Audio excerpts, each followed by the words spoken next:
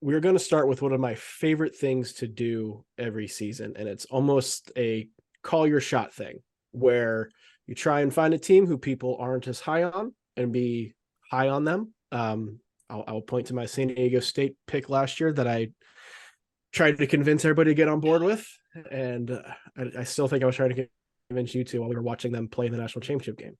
You But were anyway, so I want to know a team that is not getting a lot of love in the preseason that you are probably irrationally high on, or a team that is getting a lot of love that you do not understand why they are getting as much love as they are. I will start with TCU for me. I don't think there's going to be much of a drop off with them this year. I know they lose Mike Miles and A. Lampkin, guys who were the faces for that program, doing things that program has not done in a very, very long time. But the way they play, playing as a tempo as they try to offensively, getting out on the break, the defense that they play fits to the guys they brought in the portal. Avery Anderson from Oklahoma State and Jameer Nelson Jr. from Delaware are both guys that thrive creating their own shot, getting it on transition, using their athleticism. I don't think there's going to be a drop off in the backcourt, even if you lose a guy as talented as Miles is. They've struggled shooting the ball. That's still probably going to be an issue for them. Trevion Tennyson, coming in from Corpus Christi, this is one of the perks of doing the almanac, is a knockdown shooter. Like, is somebody who is going to help significantly in that role. I don't think that TCU is a team that's going to make a Final Four run or anything like that, but I also expect them to be a consistent top 25, top 20 team that has second weekend potential. I like that call out. like All right, you go G, you want first to go here. first? You want me to go first? I want you to go first. Okay, I think a team that I'm higher on, and I'm pretty sure they're going to be ranked top 25 to start the season, but I just don't think they're being talked about enough. And I'm actually going to stay in the Big 12 with this pick, and it's Texas for me. I mean, I love the backcourt combination of Hunter and Asmus. As Greg mentioned the other day, I like that, that tandem way more than Carr and Hunter. So obviously they add him. He's the big fish. As far as where I stand, I'm on the Caden Shedrick bandwagon. I know a couple people haven't got there completely yet. And look, I understand how things went at Virginia and they didn't go extremely well. He wasn't playing much. And it's a stretch, I think, to assume that with more minutes and more time, he'll do the same thing. He'll do better at Texas. But there is a world where, Tony Bennett could be right. There's a reason why Caden Shedrick wasn't on the floor. But I am of the mind that he won't do that and he'll play a lot better at Texas. And then, them getting Dylan Mitchell back, I expect Dylan Mitchell to have a really, really good sophomore year. He has all the physical tools, obviously, all the tools athletically.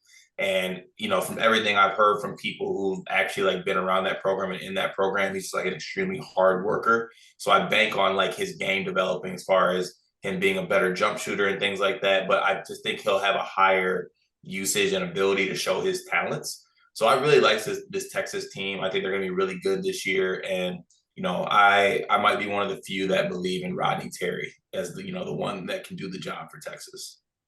I like your Dylan Mitchell call out, just for the record. I think if we were doing this, but for players instead of teams, Dylan Mitchell might be 1A on my list. I feel like people aren't talking about him just because of what the raw production was last year, but freshman to sophomore, prestigious sophomores that come back, I think are maybe the most valuable thing in the sport of college basketball these days, other than a 25-year-old dude who's just too good for college, but not good enough for the NBA. But for that reason, my pick is a team that is going to be built entirely off of guys that are going to make the freshman to sophomore jump.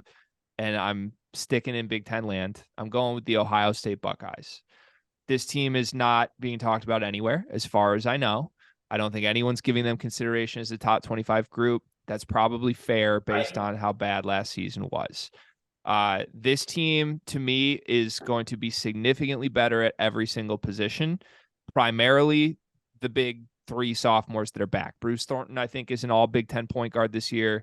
For the last 8 games of last season, we saw it in person at the Big Ten tournament. He was playing like the best guard in the Big Ten. He figured it out, and he was scoring at will, getting to the rim, hitting some mid-range stuff. I buy him as a 14, 15 a game guy this year. Roddy Gale had a game where he just went for 30 in the Big Ten tournament. I don't know if that looks like like a more consistent every game thing. But I like his talent level, and I think he's ready for a bigger role than he played last year. And Okpara, there's a big group of sophomore bigs in the Big Ten, and Okpara to me is the one I trust the most. Like I like him more than Malik Reneau. I like him more than Terrace Reed. I think he projects as a really great shot blocker who's not a guy you need to center your offense around, but can catch lobs, can finish. And no offense to Zed Key, but the more Felix Okpara takes his role, the more I'm buying this Ohio State team. So you mix in the 11th best recruiting class in the country, which I think is low for this class. Scotty Middleton's a one and done to me. Tyson Chapman is like prestigious guy, kind of stagnated in the rankings a little bit, but between those two, with the way Holtman's freshmen typically look, you can bank on at least one of those two being like a 14, 15 a game scorer on the wing. Devin Royal's another guy I think can play. And no one's talking about Jamison Battle except for you, Cart. You talked about him yesterday, but Jamison Battle was an all Big Ten guy 12 months ago. Minnesota was Minnesota. Everybody forgot about him. And now all of a sudden he's at Ohio State, where if you put him on last year's team, I think he's probably their second best player behind Sensabaugh. And you know how I feel about Sensabaugh, Cart. I think there's a pretty big addition by subtraction of just getting a player that lazy and that selfish out of the locker room. Relax. So I'm buying the Buckeyes in a big way. Brian, I want to flip it back to you. Which one of our two picks do you like more? I like the Ohio State pick because I think they're going to go back to being respectable. Like I think last year was certainly a blip on the radar in that sense, but I think Texas will be better this year.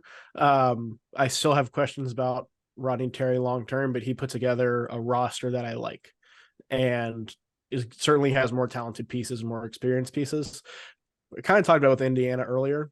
I think there's a real chance that Texas goes up in flames this year, but I also think there's a real chance they compete for the Big 12. Like the ceiling is there, and there's just so many unknowns with them. It's going to be interesting, but they have the talent to do anything they want to do.